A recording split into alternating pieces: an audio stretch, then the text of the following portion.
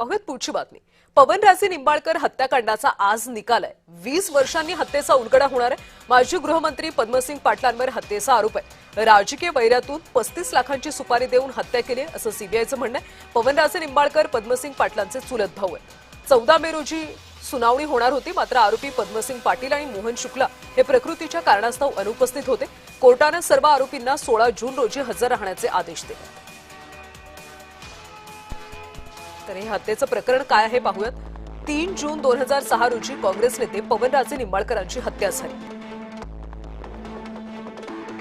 मुंबईवरून धाराशिवला जाताना नवी मुंबईच्या कळंबोलीमध्ये हत्या करण्यात आली। सुपारी देऊन मारेकऱ्याकडून गोळ्या झाडून हत्येचा आरोप आहे। माजी गृहमंत्री आणि चुलत भाऊ पद्मसिंग पाटलांवर हत्येचा आरोप आहे। राजकीय वादातून हत्या घडवल्याचा सीबीआयचा आरोप आहे। 25 लाखांची सुपारी देऊन हत्या करण्यात आली असं सीबीआयने म्हटलंय। गोळीबारामध्ये पवनराजेंचा चालक समद काझी याचा देखील मृत्यू झाला होता। 2009 ला सीबीआयकडून पद्मसिंग पाटलांना अटक करण्यात आली। सप्टेंबर 2009 पासून पद्मसिंग पाटील जामिनावर बाहेर आहेत।